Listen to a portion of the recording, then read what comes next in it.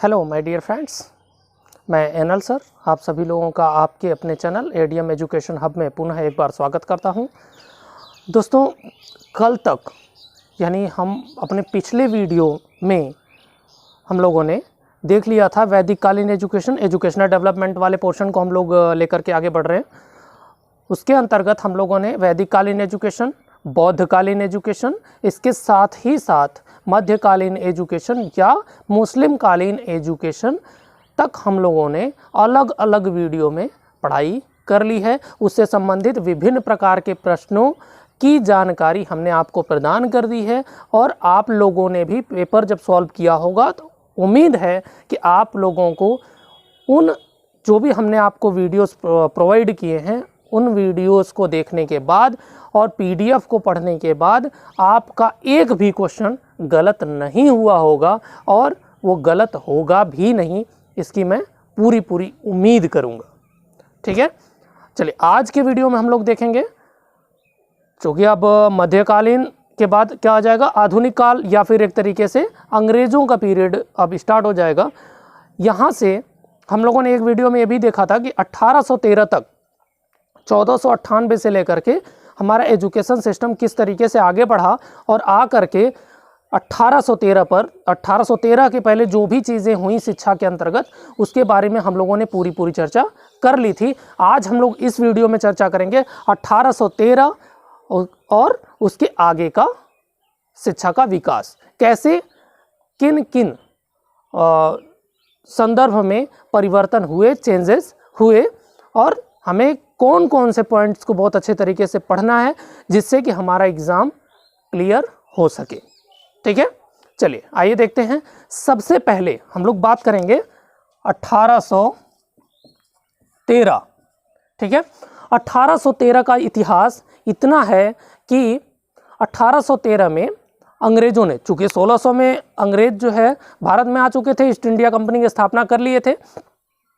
अंग्रेज़ों के साथ जब भी व्यापारिक नाव आती थी तो उनके साथ एक पादरी हमेशा यहाँ पे आता था और आ करके जो यहाँ के जो अधिकारी वर्ग था यहाँ का या लेबर वर्ग जो भी था यहाँ पर, उसके जो अंग्रेज कर्मचारी थे, उनके बच्चों की शिक्षा दीक्षा की प्रॉब्लम अब आने लगी थी।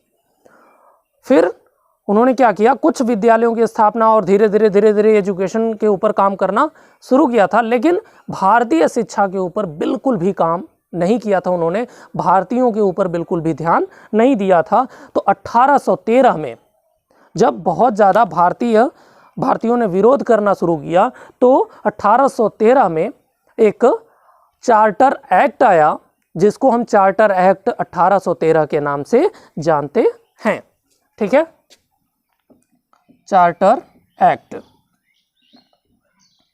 एक चार्टर एक्ट आया जिसको हम चार्टर एक्ट 1813 के नाम से जानते हैं। इस चार्टर एक्ट में यह कहा गया कि 1 लाख रुपए प्रति वर्ष शिक्षा के ऊपर खर्च किया जाएगा और यह जो चार्टर एक्ट होगा यह हर 20 वर्ष पर इसका संशोधन होगा और उसमें जो मूलभूत कमियां रह गई हैं या जो मूलभूत आवश्यकताएं रह गई हैं, छूट गई हैं, उनको ऐड करते हुए इसको हर 20 साल पर लेकर के आगे बढ़ाया जाएगा, इसको आगे किया जाएगा।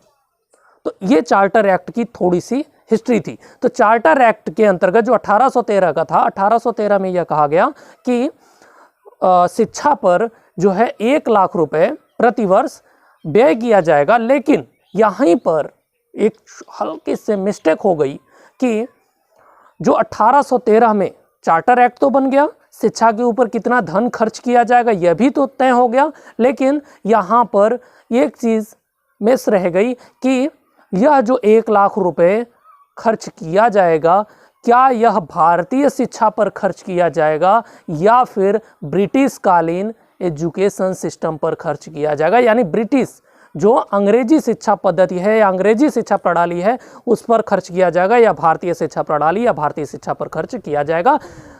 तो यह जो है स्पेसिफिक नहीं हो पाया, जिसके कारण यहीं पर प्राच्य पाश्चात्य विवाद शुरू हुआ।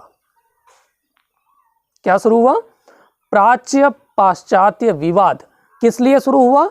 इसलिए शुरू हुआ कि जो 1 लाख रुपए खर्च किया जाएगा वह जो है किस के ऊपर खर्च किया जाएगा, भारतीय शिक्षा के ऊपर खर्च किया जाएगा, भारतीय साहित्य के ऊपर खर्च किया जाएगा, भारतीय शिक्षा प्रणाली के ऊपर खर्च किया जाएगा, या फिर जो ब्रिटिश कालीन शिक्षा व्यवस्था थी या जो ब्रिटिश कालीन एजुकेशन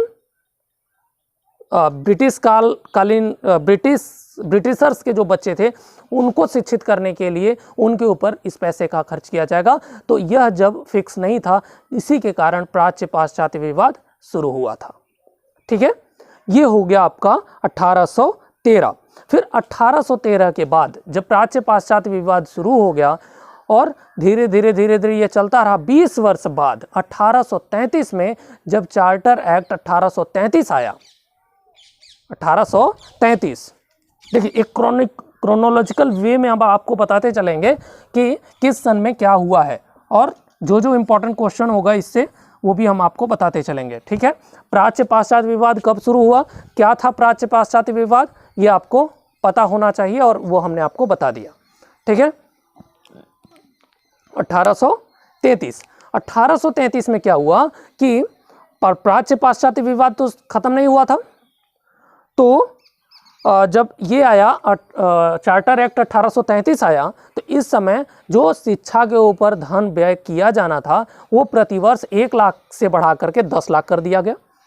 तो ऐसे में प्राच्य समर्थक, जो प्राच्यवादी शिक्षा के समर्थक थे और जो पाश्चात्यवादी शिक्षा के समर्थक थे, दोनों में युद्ध होने लगा, वैचारिक युद्ध होने लगा, दोनों में संघर्ष स्टार्ट हुआ।